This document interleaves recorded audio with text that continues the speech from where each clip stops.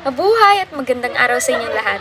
Ngayon naman, tuturuan ko kayo kung paano gumuhit ng isang cactus. Kaya tara, simulan na natin. Sa pagguhit ng cactus, magsisimula tayo sa pagguhit ng isang parihaba o kaya medyo trapezoid at dagdagan ito ng parihaba pang nasa itaas.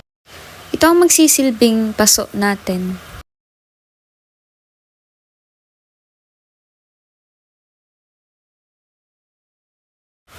Sa loob ng paso, gumuhit ng oval o bilog para sa katawan ng cactus. Siguraduhin ito ay may bahagyang malapad sa itaas at mas makitid sa baba, tulad ng isang barrel cactus.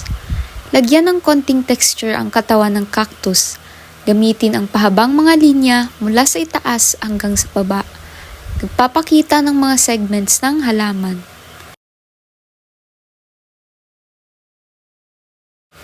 Gumamit ng hatching o cross-hatching technique, parang mga guhit na tumatawid o magkakaibang direksyon para makuha ang texture ng paso at magbigay ng anino.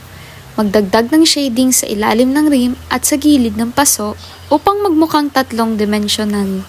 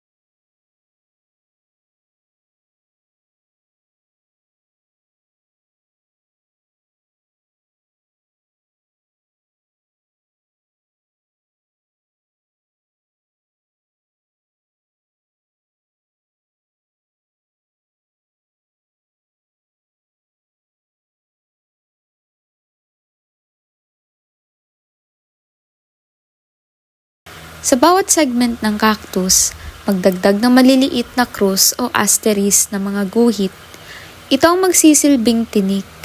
Siguraduhin ilagay ang mga ito ng pantay-pantay sa iba't ibang bahagi ng cactus upang magmukhang natural.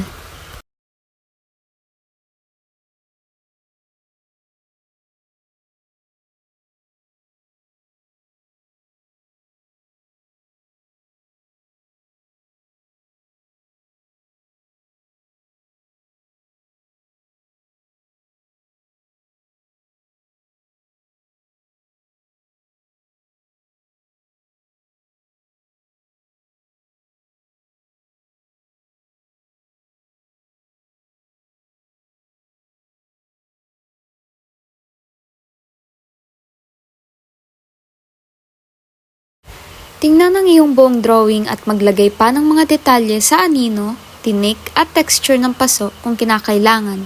Tanggalin ang mga hindi kailangang linya kung gumagamit ng lapis at linawin ang iyong guhit at sundin ang mga hakbang na ito at huwag kalimutang mag-practice pa para sa mas magandang resulta.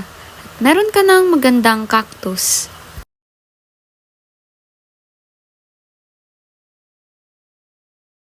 At natapos na din ang ating iginuhit na isang cactus.